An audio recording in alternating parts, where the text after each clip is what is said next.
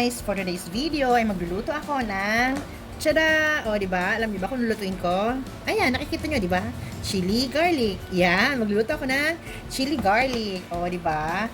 So, guys, first time ko magluluto ng ganito. So, nanood lang ako sa YouTube kung paano nila niluluto yung chili garlic. So, gagayahin lang natin 'yon.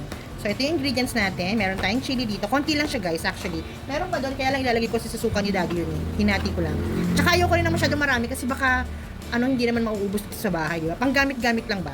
So, ito yung chili natin. And then, ito naman yung ating garlic. O, di ba? Ayan. Bumili na ako yung, ang tawag dito sa amin sa palengke ay bawang na hubad.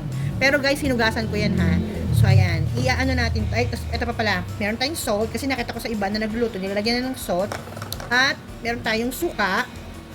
Yan, lalagyan din natin ng suka para daw hindi madaling masira. So, ang gagawin natin dito ay ito. Gagamit tayo ng food processor para magiling yung dalawang yan. So, tara guys, start na tayo magluto. So, ito guys, ilalagay natin siya sa ating food processor. Konti lang muna kasi baka hindi niya magiling lahat eh. Ha? Wait lang. So, guys, isasama ko na rin pala to, nagbago isip ko. Pero nag-iwan ako ng ilang buo para pag nagluto ako mamaya, meron akong bawang na naka-ready, di ba? So, ayan guys, i-shop na natin.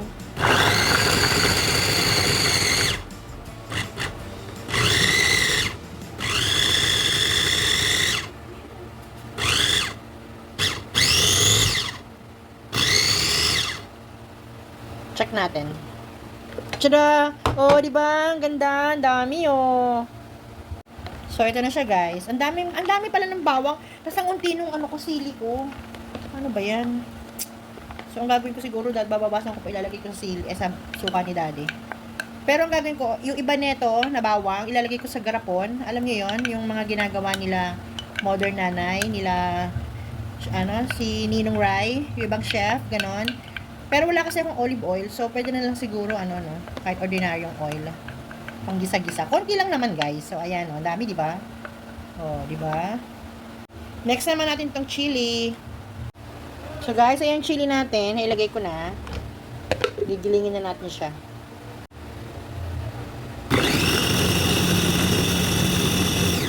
Check natin guys. Hindi pa masyado. Wait lang. Tapang ng amoy. Ang anghang. Konti na lang. Pwede na yan guys, ang sakit na ng ilong ko. So ito na siya guys, ang sakit sa ilong, grabe. Parang ang tapang, wala akong plastic gloves. Wait nga. So, ayan guys, nagsuot ako netong plastic gloves natin.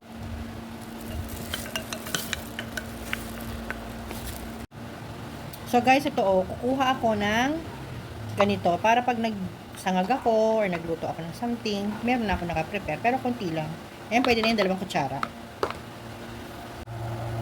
So, ayan guys, mainit na yung kawali natin at kailangan maraming mantika. So, ang unahin ko ay itong sili. Kasi, ayoko unahin yung bawang, baka masunog. So, ito muna, kailangan lutuin muna natin mabuti yung sili natin. 1, 2, 3. Tada! Ay, kala ko pipilansik. Masakit sa mata, guys. Usok. Ito na ba yan? So, ayan guys, lulutuin lang natin itong mabuti. Diba? So, iwanan muna natin yan. Mahina lang apoy ko. So, kailangan guys, halu-haluin natin para hindi siya masunog. Tapos yung apoy ko ay katamtaman lang yung lakas niya. Kasi ayaw naman natin siyang masunog, di ba? Ayan nakakasamid. Tapos sa susunod na araw, gagawa naman tayo ng siomai. Para may ka-partner ito, di ba? Sa ngayon, chili muna, chili garlic muna. So, ayan. Hayaan mo natin siyang maluto dyan. Balikan natin mamaya, ha? So guys, halu-haluin natin uli ha. Para hindi siya masunog. Sige pa. Lutuin pa natin yung sili guys.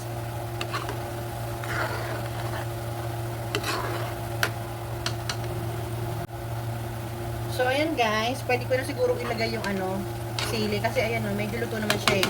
Diba? Actually, lulutuin pa rin naman natin yan. Sabay nung bawang.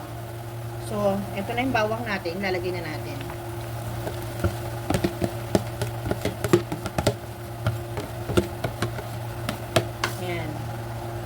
Diba? Sarap. Ang ganda ng kulay guys, no? So, hayaan lang muna natin siyang maluto. Mamaya natin lagyan yung asin at saka yung suka. So, ayan guys, ang bango-bango niya. O, diba? Halu-haluin natin kasi baka masunog. So, ito talaga yung ginamit kong kawali. Matagal na itong kawali ko na to kasi makapal siya. Hindi susunog yung yung ating niluluto, diba? Parang umunti yung chili natin. At puro naging garlic. Chili garlic. Diba? Pero okay lang yan guys. Okay lang yan. Kasi maluluto pa yan eh. Ano pa yan. Hindi pa luto yung bawang natin. Puti pa eh, diba? So, masarap to pag ganito maraming bawang. Alam mo, the best sa siomai. So, gagawa tayo ng siomai guys soon. Masarap din to sa santol. May santol ako dyan.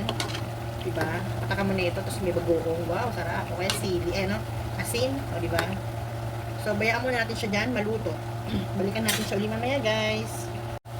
So, guys, lalagay ko na yung ating salt. Konti lang naman yun guys.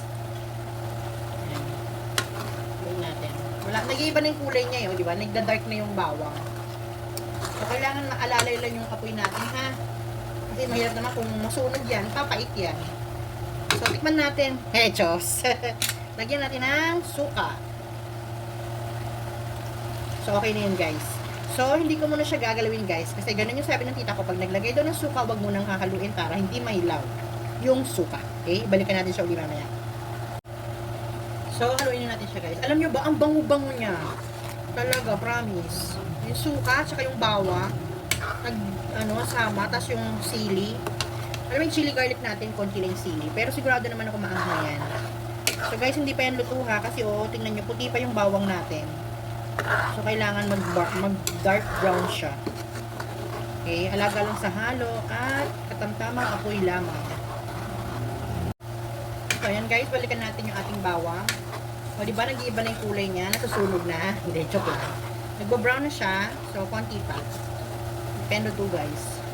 Ito yata yung chili garlic na konti ang chili. Puro garlic. Pero carry lang yan, guys. First time ko magluto na ito, eh. Diba? At least, mas masarap yung mas maraming garlic, panalo, diba? So, ayan, guys. Umiibabaw na yung bawang. Ibig sabihin siguro, naluluto na siya, no? Tsaka, tingnan nyo, o, diba? Yung kulay kanina, tsaka yung kulay ngayon. Ayun, nasa ilalim yung chili. Ayan guys, so nakita nyo? O, di ba? So, konti pa.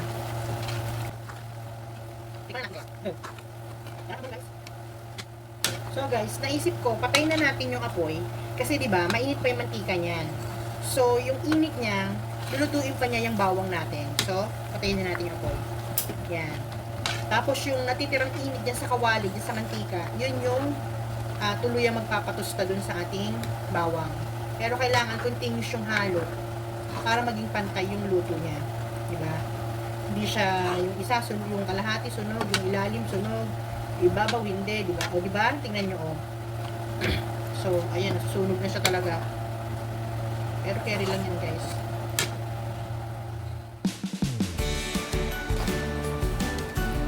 Ito na po ang niluto kong chili garlic. Sana nagustuhan nyo. Thank you for watching. Bye!